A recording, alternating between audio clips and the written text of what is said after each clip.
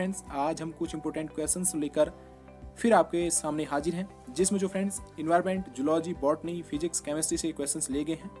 ये questions friends आगामी परीक्षा फॉरेस्ट इंस्पेक्टर के लिए बहुत ही महत्वपूर्ण होने वाले हैं। अगर आप भी हमसे जुड़ना चाहते हैं, चैनल को प्लीज सब्सक्राइब कर लें, वीडियो पसंद वीडियो को लाइक कर दीजिएगा। देखिए आज का पहला प्रश्न क्या कहता है। जैसा कि आप देख ही रहे हैं कि जो आज क्वेश्चन है ये वन लाइनर है, जिससे जो होगा समय की बचत होगी। तो देखिए आज का पहला प्रश्न क्या कहता है, उसको समझते हैं कि एक व्यक्ति एक संवेदनशील तराजू पर खड़ा है।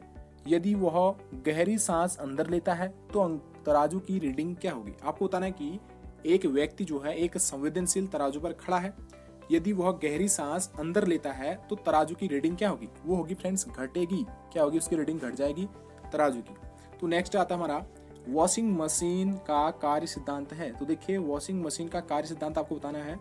तो ये होता है अपकेंद्रण के कार्य सिद्धांत पर ये कार्य करता है वॉशिंग मशीन।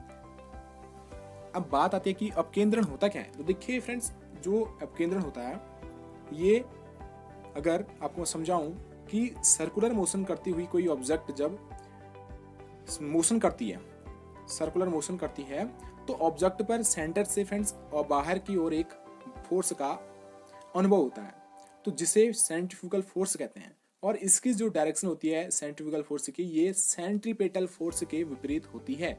देखिए अगर आपको मैं समझाऊं कि अगर कोई ऑब्जेक्ट है कि ये क्या करती है, सर्कुलर मोशन करती है, तो सर्कुलर मोशन करती है तो सेंटर से बाहर की ओर एक बल का अनुभव होता है। तो बल जो करता है बाहर की ओर एक कार्य करता है, तो इसी बल को जो है फ्रेंड्स सेंट्रीफ्यूगल फोर्स कहते हैं, यानी कि अपकेंद्री बल कहते हैं। तो इसकी जो डायरेक्शन होती है इस फोर्स की, ये सेंट्रीपिटल फोर्स के क्या होती है, विपरीत होती है। तो आप समझ सकते हैं। तो देखिए जो ये वॉशिंग मशीन है ये किसके कार्य सिद्धांत पर कार्य करती है, ये अपकेंद्रण के कार्य सिद्धांत पर कार्य करती है। अगर अदर एग्जांपल्स के अगर देखें तो जैसे अगर आप देखिए तो मोड़ू पर जो होता है कार के दाएं झुकने पर यात्री का बायां झुकना भी क्या है, ये अपकेंद्रण के सिद्धांत का उदाहरण है। नेक्स्ट अगर देखें कि दूध से क्रीम को अलग करना, देखिए दूध से अगर हम क्रीम को अलग करते हैं तो ये अपकेंद्रण का ही उदाहरण है। नेक्स्ट अगर बात करें ड्राई क्लीनर, और चौथा तो आपको मैंने बता दिया कि वॉशिंग मशीन जो है ये इसी सिद्धांत पर कार्य करती है। देखिए बढ़ते हैं नेक्स्ट क्वेश्चन की ओर। अब प्रश्न आता है यहाँ पर, पृथ्वी के चारों ओर परिक्रमा कर रहा कृत्रिम उपग्रह इसलिए पृथ्वी पर नीचे नहीं गिरता क्योंकि पृथ्वी का आकर्षण क्या होता है, उसकी गति के लिए आवश्यक त्वरण प्रदान करता है, इसलिए वह नीचे नहीं गिरता। देखिए पृथ्वी के चारों ओर परिक्रमा कर रहा कृत्रिम उपग्रह इसलिए पृथ्वी पर नीचे नहीं गिरता है क्योंकि पृथ्वी का जो आकर्षण होता है उसकी गति के लिए जो होता है, उसकी गति के लिए आवश्यक त्वरण प्रदान करता है। आप समझ सकते हैं इसका राइट आंसर क्या होगा, उसकी गति के लिए आवश्यक त्वरण प्रदान करता है। नेक्स्ट क्वेश्चन को पढ़ते हैं। अब प्रश्न आता है पर कि किसी गैस को स्ट्रेंजर गैस के नाम से भी जाना जाता है। तो देखिए किस गैस को स्ट्रेंजर गैस के नाम से जाना जाता है, तो वह जिनॉन को जो फ्रेंड्स स्ट्रेंजर गैस के नाम से जाना जाता है। नेक्स्ट पॉइंट आता हमारा नॉन स्टॉक फ्राइंग कढ़ाई में लेप होता है। तो देखिए नॉन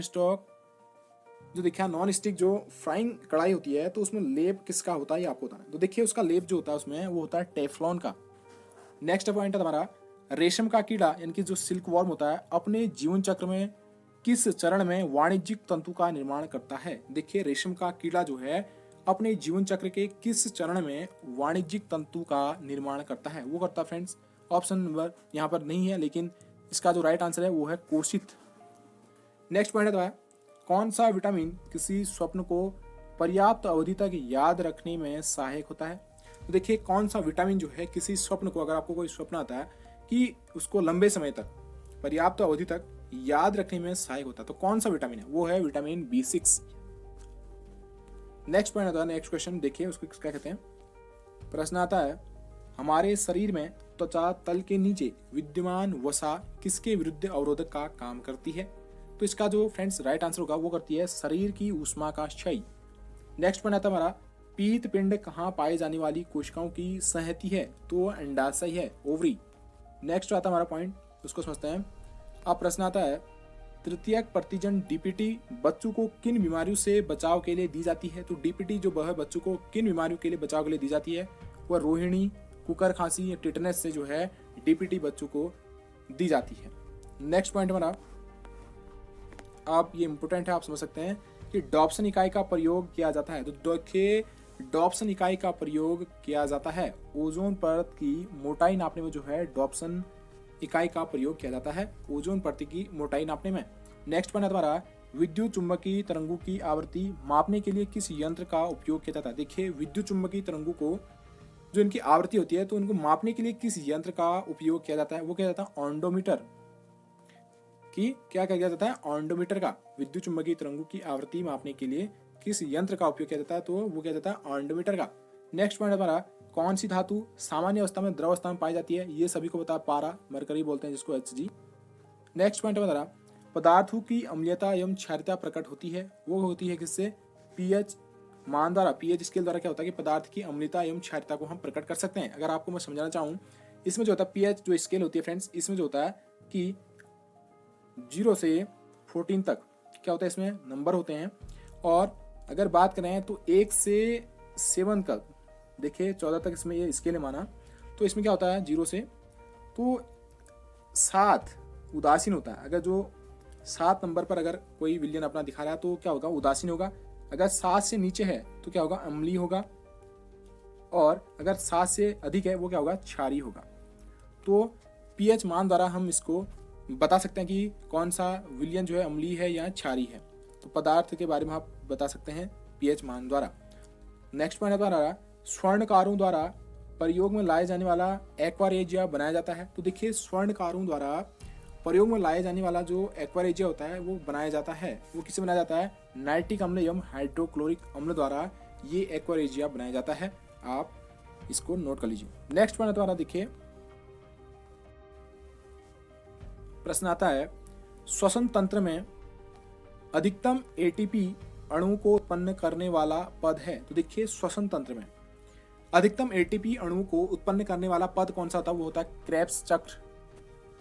नेक्स्ट पॉइंट हमारा, जीव में आनुवंशिक लक्षण संतान में लिए जाते हैं। तो देखिए जीव में आनुवंशिक लक्षण जो होते हैं संतान में ले जाते हैं, तो कौन ले जाते हैं, वो ले जाते हैं क्रोमोसोम द्वारा ये संतानों में पहुंचते हैं।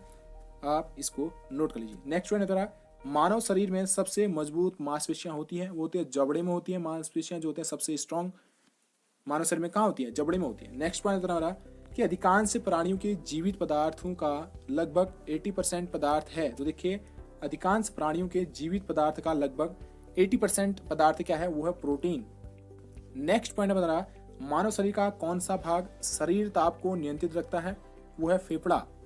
क्या करता है, मानव शरीर का कौन सा भाग शरीर ताप को नियंत्रित रखता है, वो कौन सा है, फेफड़ा।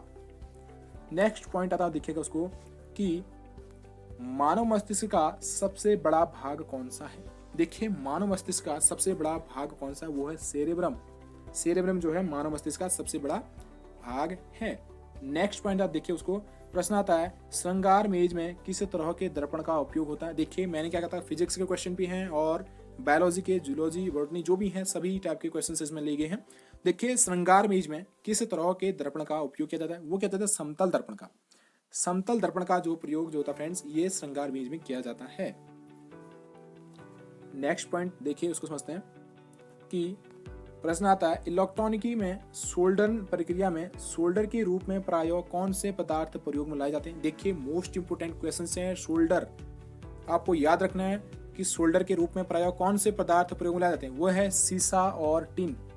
आपको ये याद रखना है, सीसा और टिन जो है ये सोल्डर के रूप में प्रयोग में लाए जाने वाले पदार्थ हैं, सीसा और टिन। नेक्स्ट पॉइंट देखिए, शुष्क मानव शरीर के विद्युत प्रतिरोध के परिणाम की कोटि होती है। तो शुष्क मानव शरीर के विद्युत प्रतिरोध के परिणाम की कोटि कितनी होती है, हो गया 10⁵ ओम। नेक्स्ट पॉइंट है, मधुसूदनी इंसुलिन है एक, क्या है, एक पेप्टाइड हार्मोन है। आपको याद रखना कि इंसुलिन को हिंदी में क्या बोलते हैं, मधुसूदनी। इंसुलिन सभी को पता है लेकिन मधुसूदनी बहुत कम लोग जानते होंगे। नेक्स्ट पॉइंट देखिए, मानव शरीर के कौन से अंग से लसिका कोशिकाएं बनती हैं। तो आपको बताना है कि मानव शरीर के कौन से अंग से लसिका कोशिकाएं बनती हैं, वो बनती है दीर्घअस्थि। ये क्या, इससे क्या बनती है, लसिका कोशिकाएं बनती हैं किससे, दीर्घअस्थि से। नेक्स्ट पॉइंट देखिए, पशुओं में खुर एवं मुंहपका रोग किसके द्वारा फैलता है, ये वायरस के द्वारा, विषाणु के द्वारा जो है पशु में खुरपका या मुंहपका रोग ये इसके द्वारा फैलता है, वायरस के द्वारा। नेक्स्ट पॉइंट देखिए, अब प्रश्न आता है, जैव विकास के संदर्भ में सापों में अंगों का लोप होने का स्पष्ट किया जाता है। तो देखिए जैव विकास के संदर्भ में अगर बात करें तो सापों में अंगों का लोप होने को स्पष्ट किया जाता है अंगों का उपयोग ना होने से। देखिए क्या होता है कि जब हम किसी अंग का यूज करना बंद कर दें तो वो धीरे धीरे क्या होता है, स्वयं खत्म हो जाता है। तो यही शायद ये भी रहा होगा कि सांपों में अंगों का लोप होने को स्पष्ट हम किस तरह से कर सकते हैं कि अंगों का उपयोग न होने के कारण जो है उनके अंग को है लोप हो गई। नेक्स्ट पॉइंट देखिए, नाभिक के अलावा कोशिका के किस कोशिकांग में डीएनए होता है। देखिए नाभिक के अलावा कोशिका के किस कोशिकांग में डीएनए होता है, वो देखिए माइटोकॉन्ड्रिया एवं क्लोरोप्लास्ट में। देखिए माइटोकॉन्ड्रिया का भी अपना डीएनए होता है और क्लोरोप्लास्ट का भी होता है और इनके राइबोसोम भी होते हैं। दोनों ये इनके नाभिक के अलावा इनमें भी जो है डीएनए होते हैं, क्लोरोप्लास्ट और माइटोकॉन्ड्रिया। देखिए और माइटोकॉन्ड्रिया को देखिए, माइटोकॉन्ड्रिया जो है ये पावर हाउस कहलाता है, आपको ये भी नोट डाउन करना है। देखिए एथलीट फुट बीमारी होती है फफूंद से। नेक्स्ट पॉइंट देखिए, अब प्रश्न आता है कि पानी में साबुन घोलने से पृष्ठ तनाव पर क्या प्रभाव पड़ता है। तो देखिए पानी में साबुन घोलने से पृष्ठ तनाव पर क्या प्रभाव पड़ता है। देखिए पृष्ठ तनाव कम हो जाता है। क्या होता है कि पृष्ठ तनाव कम हो जाता है। नेक्स्ट पॉइंट देखिए, नेक्स्ट पॉइंट आता हमारा, पटाखों में लाल रंग किस तत्व की उपस्थिति के कारण होता है। अब देखिए पटाखों में जो है लाल रंग किस तत्व की उपस्थिति के कारण होता है, वो देखिए स्ट्रोंशियम की उपस्थिति के कारण पटाखों में लाल रंग होता है। नेक्स्ट पॉइंट देखिए, फलों को पकाने के लिए किस गैस का प्रयोग किया जाता है। वो कहते हैं एथिलीन का प्रयोग जो है फलों को पकाने के लिए किया जाता है। अब प्रश्न आता है, फलों का अध्ययन किया जाता है। तो फलों का अध्ययन जो है क्या किसमें किया जाता है, वो कहता है पोमोलॉजी में। पोमोलॉजी में जो है फलों का अध्ययन किया जाता है। नेक्स्ट पॉइंट देखिए, रक्त कोश में रक्त किस रसायन के साथ मिलाकर रखा जाता है। देखिए रक्त कोश में जो है रक्त किस रसायन के साथ मिलाकर रखा जाता है, वो है सोडियम नाइट्रेट व डेक्सट्रेट के साथ। देखिए आपको ये याद होना चाहिए कि जो है रक्त कोश में रक्त किस रसायन के साथ मिलाकर रखा जाता है, वो किया जाता है सोडियम नाइट्रेट और डेक्सट्रेट के साथ ये रखा जाता है। नेक्स्ट पॉइंट देखिए, प्रकाश में ध्रुवण की घटना क्या सिद्ध करती है। ये करती है कि प्रकाश की तरंगें जो है अनुप्रस्थ तरंगें हैं। क्या है ये, अनुप्रस्थ तरंगें हैं। और प्रकाश की जो ध्रुवण की घटना होती है इस तरंग इनको क्या करती है, इस सिद्ध करती है कि प्रकाश की तरंग जो है अनुप्रस्थ तरंग है, ट्रांसवर्स वेव। अब प्रश्न आता है, एक प्रकाश वर्ष में होते हैं। देखिए एक प्रकाश वर्ष में होते हैं कितने होते हैं, 9.46 इंटू 10⁻12 किलोमीटर। एक प्रकाश वर्ष में होते हैं कितने होते हैं, 9.46 इंटू 10⁻12 किलोमीटर। देखिए अगर इसको मीटर में अगर बदलना चाहें तो आप क्या कर सकेंगे, 9.46 इंटू 10⁻15 मीटर। ये मीटर में इतना होता है। आपको क्या करना है कि जो 12 दे रखा ऊपर उसको 15 कर देना है और किलोमीटर को मीटर कर देना है, ये सेम चेंज हो जाएगा। नेक्स्ट पॉइंट देखिए, विटामिन सी। अब प्रश्न आता है, बैलिस्टिक गैल्वेनोमीटर से क्या नापते हैं। देखिए विटामिन सी अम्लीय है या क्षारीय है, आपको ये बताना है। देखिए हमने वाला छोड़ दिया, विटामिन सी अम्लीय है या क्षारीय। देखिए अम्लीय होता है। अम्लीय क्या होते हैं अभी मैंने बताया कि आपको विटामिन सी क्या है, अम्लीय है। नेक्स्ट पॉइंट देखिए, बैलिस्टिक गैल्वेनोमीटर से क्या नापते हैं। आप बताइए बैलिस्टिक गैल्वेनोमीटर से क्या नापते हैं। वो नापते हैं क्षणिक आवेश। बैलिस्टिक गैल्वेनोमीटर से क्या नापते हैं, क्षणिक आवेश। नेक्स्ट पॉइंट देखिए, शंट का स्थायी रूप से उपयोग किस यंत्र में किया जाता है। देखिए शंट का स्थायी रूप से प्रयोग किस में किया जाता है, वो किया जाता है एमीटर में। देखिए फ्रेंड्स, आज हमने जूलॉजी, बॉटनी, केमिस्ट्री, फिजिक्स और इन्वायरमेंट से कुछ क्वेश्चंस को देखा। अगर आपको वीडियो पसंद है वीडियो को लाइक कर दें, चैनल में नए हैं तो चैनल को सब्सक्राइब कर लीजिए। मिलते हैं नेक्स्ट वीडियो में, तब तक ढेर सारी शुभकामनाएं, नए क्वेश्चन के साथ, नए जोश के साथ। तब तक ढेर सारी शुभकामनाएं।